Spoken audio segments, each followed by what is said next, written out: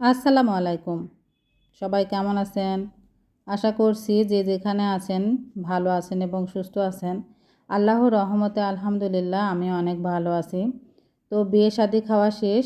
এখন হলো বাসায় ফেরার পালা। তো আমাদের যেসব মেহমান এসেছিল সবাই চলে গেছে। আমার 2 বোনও চলে গেছে। শুধু আমি একা আছি আর কি। আর আমার 2 চাচাতো বোন আছে। ওরাও চলে যাবে। আগে আমি যাব, তারপরে ওরা যাবে। তো আপনাদের ভায়া বিয়ে খেয়ে আবার চলে গেছে বাসায়। আর আমি এখনও আছি, 2 দিন পরে আবার চলে যাব আর কি একবারে। যেহেতু বিয়ে খাওয়া হলো, এখনও শীতের পিঠা খাওয়া হয়নি। আর শীতের পিঠা খেয়ে তারপরে যাব, এজন্য আমি এক্সট্রা আরও 2 দিন বাবার বাসাতে আছি। তো এর মধ্যে হচ্ছে ছোট ছেলের জন্মদিন চলে আসছে। আর আমার ছোট ছেলের জন্মদিন হলো ডিসেম্বরের 31 তারিখে। সেদিন আপনাদের ভাইয়া আসতে পারেনি, কাজ ছিল এজন্য। তবে ওর নানা মিষ্টি জাতীয় জিনিস, তারপরে অনেক কিছু কিনে এনে খাওয়াইছে আর কি। তবে কেকটা আসলে ওইভাবে আমার আব্বা কখনো কিনে নিত, এজন্য উনি ওইভাবে কিনতে পারে না, এজন্য মিষ্টি জাতীয় জিনিস এনে খাওয়াইছে। আসলে আগের মানুষ তো, এখনকার দিনের মানুষের কিন্তু অনেক কিন্তু আগের দিনের মানুষেরা এগুলা কিন্তু বোঝে না। জন্মদিন মানে দোয়া করবে এটা, কিন্তু এই যে কেক কাটা এসব করা এগুলা কিন্তু আগের দিনের মানুষ একদমই পছন্দ করে না। তো নাতিকে মিষ্টিমুখ করাইছে, এটাই অনেক। তো পরে আপনাদের ভাইয়া 1 তারিখে আসছিল, সেদিন রাত্রে আসছিল। সেই সময় আমার ছোট ছেলে ঘুমাচ্ছিল, এজন্য কেকটা 1 তারিখে কাটা হয়নি। পরের দিন 2 তারিখ সেদিনকে কাটা হয়েছে। এমন ঘটনা আমার ছোট ছেলের সময় হয়েই থাকে। ওর ম্যাক্সিমাম জন্মদিনই আর কি এভাবে, যেদিন ডেট থাকে জন্মদিনে তার পরের দিন কেক কাটা হয় না, হয় 2 দিন পরে হয় এমন। কারণ যেহেতু বছরের শেষের দিন হয়েছে, ওই দিনে কোথাও না কোথাও অনুষ্ঠান থাকে, সেখানে গেলে এমন অবস্থা হয় আর কি।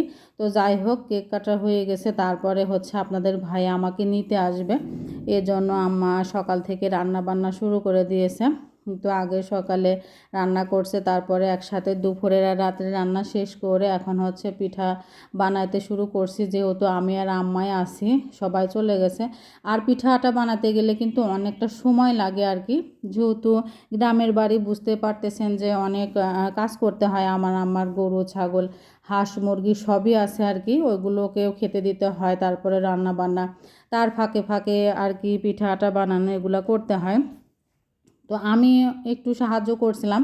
আমি হচ্ছে মোটামুটি আর কি সব পিঠাই বানাতে পারি, কিন্তু রস পিঠাটা আর কি গুলাই দিলে পারি, কিন্তু আমি যে নিজে হাতে তাক করে আর কি গোলাটা বানাবো এটা পারি না। তো আম্মা বানাই দিছিল, পরে আমি বসে বসে কিছু পিঠা বানাইছিলাম। সেটা অবশ্য ভিডিও করি নাই, কিন্তু আমার আম্মা কাজ করতেছে এগুলো আমি ভিডিও করতেছিলাম, পাশে কিন্তু আমিও কাজ করতেছিলাম। তো আজকে হলো 3 রকমের পিঠা বানাবো। 3 রকমের পিঠা বলতে একটা হলো পুলি পিঠা, তারপর রস পিঠা আর বকুল পিঠা। আমাদের এদিকে বকুল পিঠা বলে। এই পিঠাটা খেতে অনেক মজা হয়, আমি তো খুবই পছন্দ করি।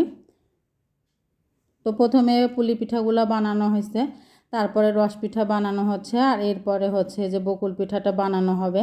এই জন্য আগে হচ্ছে বকুল পিঠার ভিতরের পুরটা তৈরি করা হয়েছে। নারকেল দিয়ে আর দুধ দিয়ে চিনি দিয়ে জ্বালিয়ে জ্বালিয়ে একবারে খোয়া করে তারপরে পুরটা বানানো হয়েছে। তো আমার কথার মাঝে ভুল ত্রুটি হয়ে গেলে অবশ্যই ক্ষমা সুন্দর দৃষ্টিতে দেখবেন।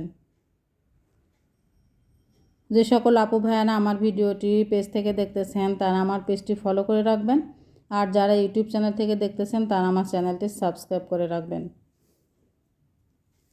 পিঠাগুলা বানানোর পরে তারপরে হচ্ছে যে তেলের উপরে দিয়ে কিন্তু ভেজে বানানো হয়েছে। তারপরে এখন হচ্ছে চিনি শিরার মধ্যে ডুবানো হচ্ছে। মূলত চিনি শিরাতে আর কি ডুবিয়ে এই পিঠাটা তৈরি করা হয়। চিনি শিরাটা একটু কালো দেখানোর কারণ হচ্ছে এটা হলো আমাদের দেশি চিনি, এজন্য ইন্ডিয়ান চিনি অথবা বিদেশি চিনিগুলো ব্যবহার করলে এমন হতো না। তবে দেশি চিনি স্বাদ বেশি আর হচ্ছে খাঁটি, এর মধ্যে কোনো ভেজাল থাকে না।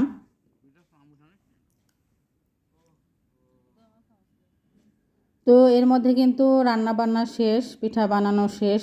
পিঠা বানিয়ে উঠতে উঠতে প্রায় রাত 8:30 বেজে গিয়েছিল, আর আজকের দিনে প্রচুর ঠান্ডা পড়ছিল। তো আপনাদের ভাইয়াও চলে এসেছে, ওকে খেতে দিয়েছি। ও খাওয়া দাওয়া শেষ করে নিবে, আর তারপরে আমি আম্মা আমার ভাই মিলে খাবো। আসলে বাবার বাড়িতে আসলে চেষ্টা করি মায়ের সাথে বসে বসে খাওয়া, কারণ ওইভাবে সুযোগ হয় না। তো তো পরের দিন দুপুরবেলা চলে যাব, আম্মা রান্না বান্না করছে। এই যে কী রান্না করছে সেগুলো আমি আপনাদের সাথে শেয়ার করতেছি, আর আমি আপনাদের ভাইয়াকে খেতে দিব। আগের দিন রাত্রে হাঁসের